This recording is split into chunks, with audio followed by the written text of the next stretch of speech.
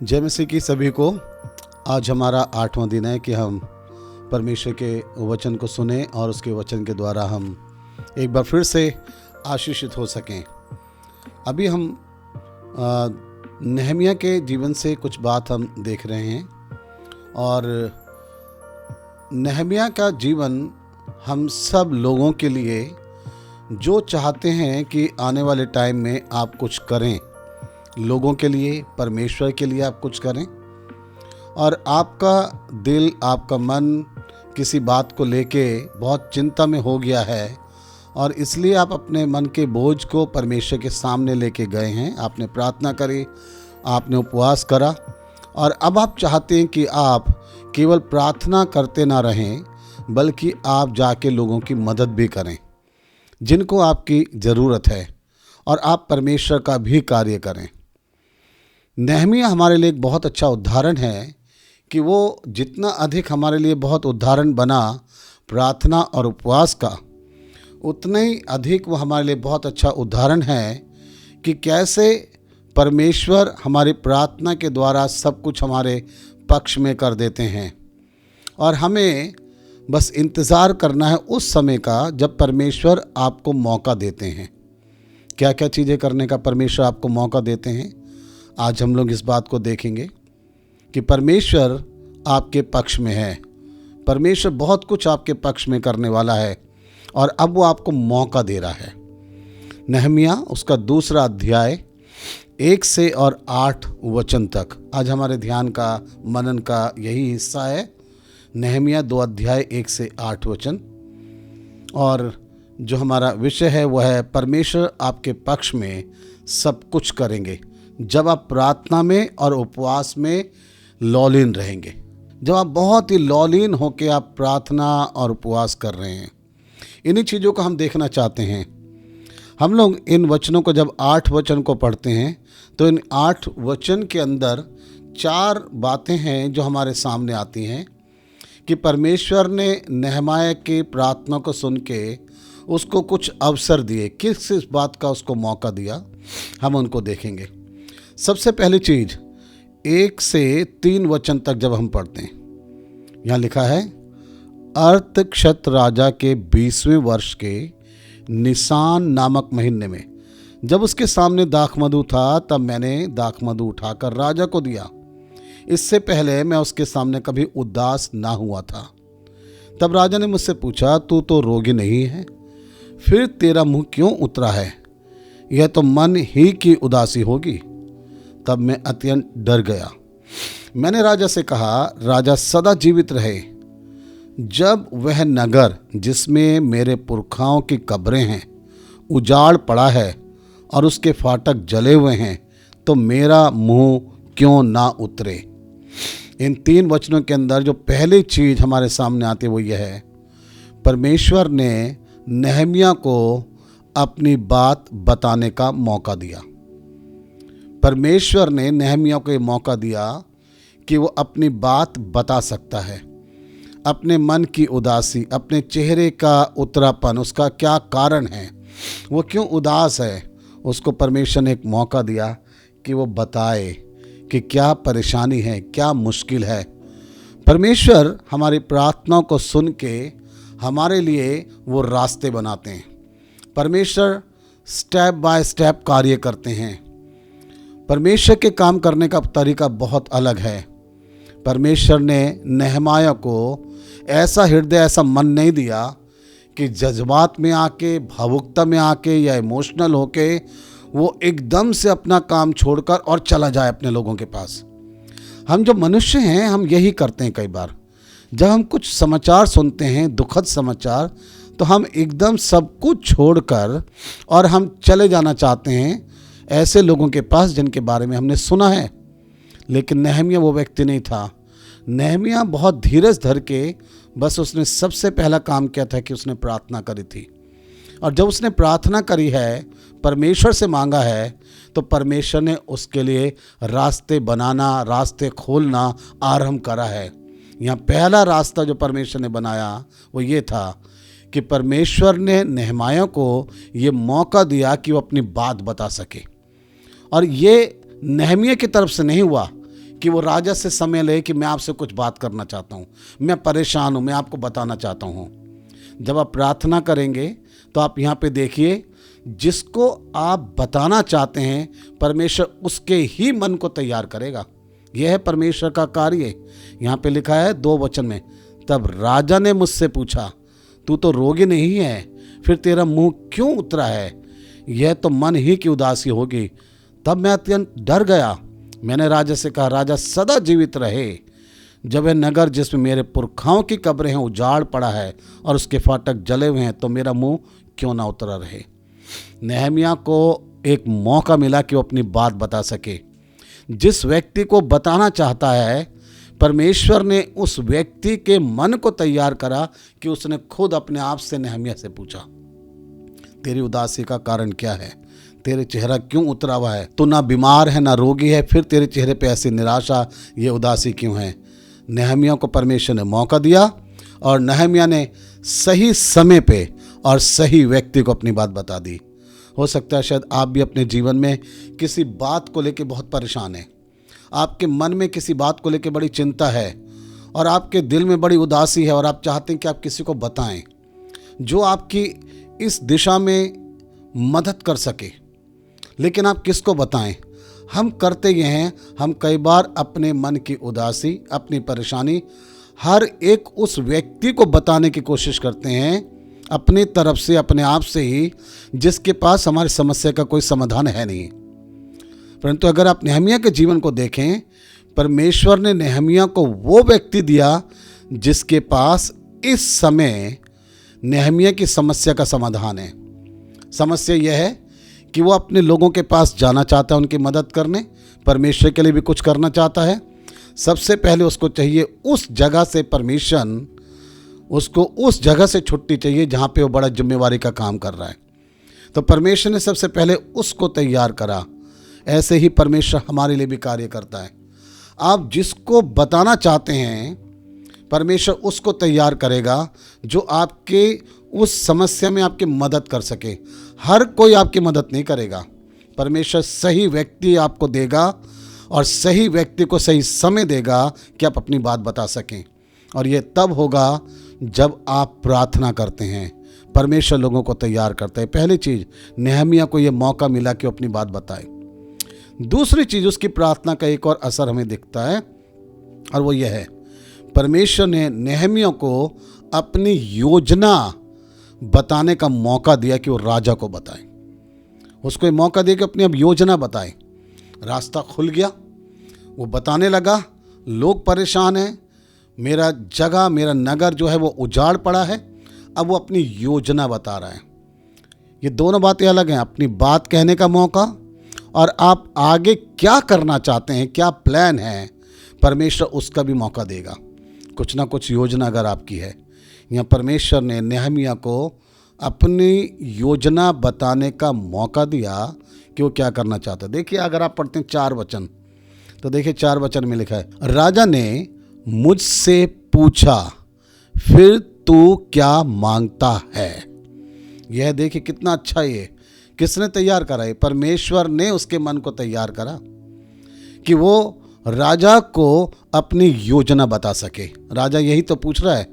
राजा ने मुझसे पूछा, फिर तू क्या मांगता है? क्या प्लान, क्या योजना है? हो सकता है आज आपके पास भी किसी बात को लेके बड़ा दुख है, एक बोझ है, आप प्रार्थना कर रहे हैं उस बात के लिए, आपको अपनी बात बताने का मौका भी मिलता है।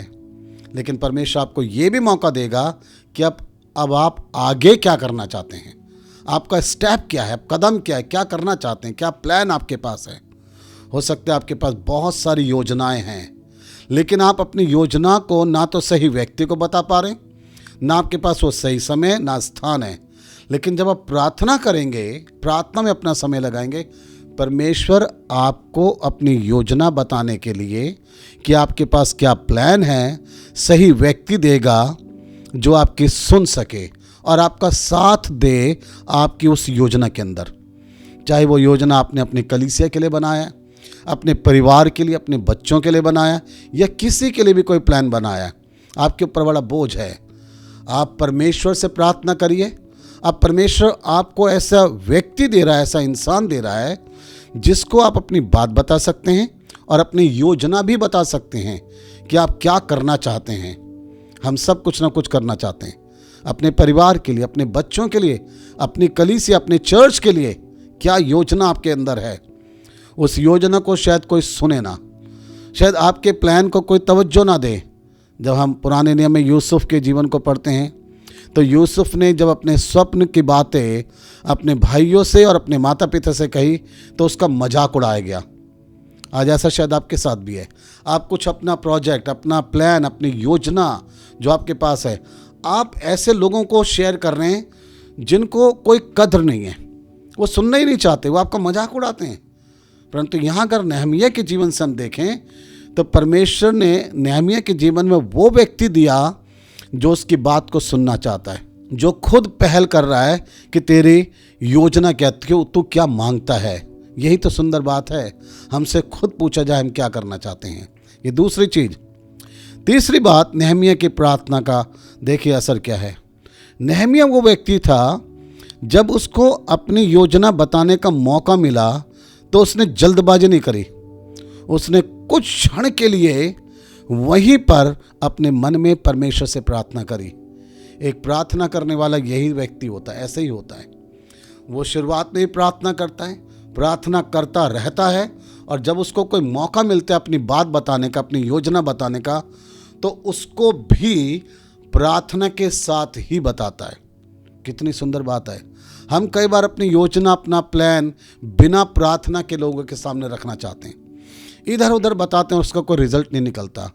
देखिए कितनी सुंदर बात लिखा है, चौथे वचन और उसके 6 वचन तक हम पढ़ेंगे। यहाँ लिखा है, तब मैंने स्वर्ग के परमेश्वर से प्रार्थना करके राजा से कहा। देख रहे हैं आप, जब राजा ने पूछा तो क्या मांगता है, तो वहाँ पे लिखा, उसी वचन के अंदर लिखा है, तब मैंने स्वर्ग के परमेश्वर से प्रार्थना करके राजा से कहा। क्या समझ रहे हैं आप इस बात से? आप अपनी योजना, अपनी बातें आप प्रार्थना के साथ सामने रखिए, और प्रार्थना के साथ जब आप अपनी कोई बात रखते हैं तो किसी भी तरीके से नकारी नहीं जाएगी, वो सुनी जाएगी और उसका फल आप देख सकेंगे। तब 5 और 6 वचन में लिखा है, उसने कहा, यदि राजा को भाए और तू अपने दास से प्रसन्न हो तो मुझे यहूदा और मेरे पुरखाओं की कब्रों के नगर को भेज ताकि मैं उसे बनाऊं। तब राजा ने, जिसके पास रानी भी बैठी थी, मुझसे पूछा, तू कितने दिन तक यात्रा में रहेगा और कब लौटेगा। यहाँ पे क्या है, राजा ने उससे पूछा ना, तो कितना दिन लगेगा। आप क्या देख रहे हैं? हम तीसरी बात को ये समझने की कोशिश करें, जब आप प्रार्थना के साथ अपनी योजना को बताते हैं, प्रार्थना का सहारा लेते हैं, प्रार्थना बहुत कुछ आपके पक्ष में करती है, आपके फेवर में करेगी। और यहाँ पे जब उसने प्रार्थना के साथ अपनी योजना बताई है तो राजा ने उससे क्या क्या पूछा है। तब राजा ने, जिसके पास रानी भी बैठी थी, मुझसे पूछा, तू कितने दिन तक यात्रा में रहेगा और कब लौटेगा। राजा अपने आप ही सब कुछ करे जा रहा है, सब कुछ पूछ रहा है, और उसने सब कुछ कहा, मुझे जाना है और मैं उस जगह को बनाना चाहता हूँ, अपना प्लान, अपनी योजना। आप प्रार्थना के साथ अपनी योजना लोगों को, परमेश्वर को बताने की कोशिश करें। जो सच में परमेश्वर आपके लिए लोगों को तैयार करता है तो वो आपकी मदद सच में करेंगे। और अब हम देखना चाहते हैं अंतिम चीज़, चौथी चीज़। जब नेहमिया सारी चीज़ों को देख रहा है कि मेरे पक्ष में हो रही है, तब वो जो उसने राजा से मांगी बातें वो भी सब उसके पक्ष में हो गई। प्रार्थना के द्वारा परमेश्वर सब कुछ हमारे फेवर में करता है, हमारे पक्ष में करता है। चाहे वो इंसान हो, चाहे वो परिस्थिति हो, कुछ भी चीज़ हो हमारे पक्ष में।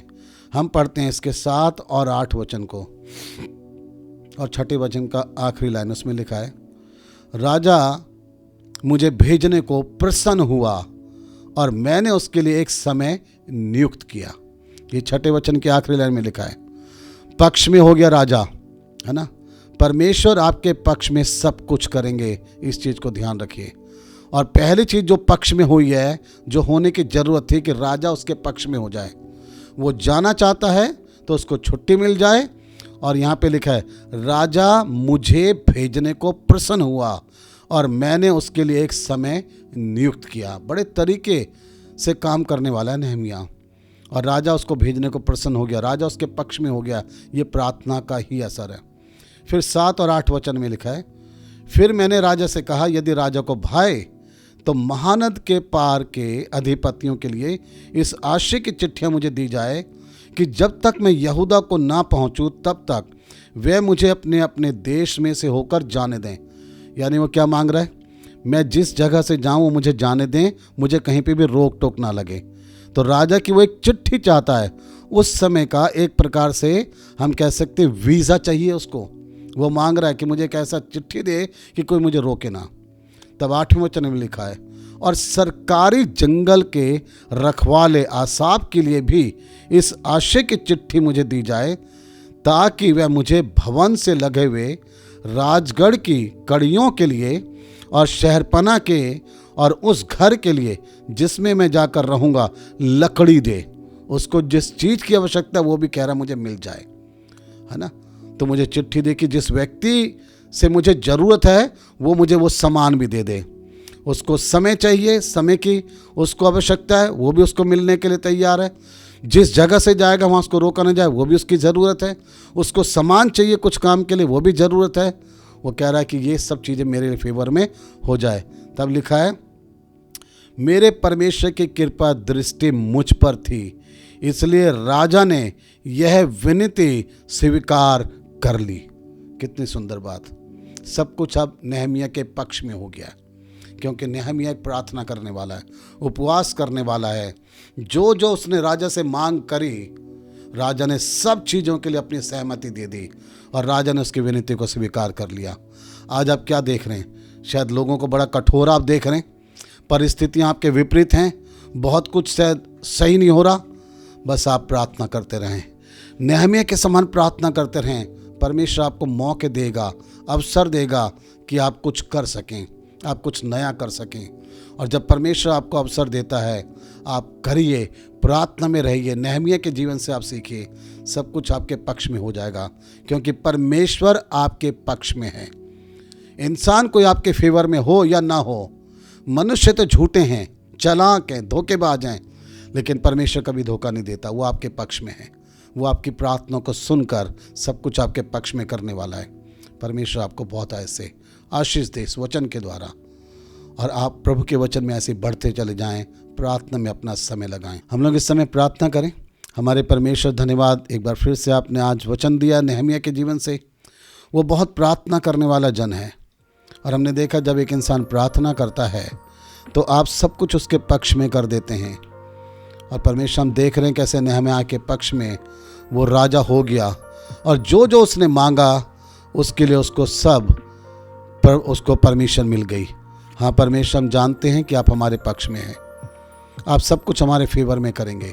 बस हम प्रार्थना करें, प्रार्थना में लगे रहें, और हमारी प्रार्थना कभी भी व्यर्थ नहीं जाएंगी। आप हमारी प्रार्थना का उत्तर देंगे।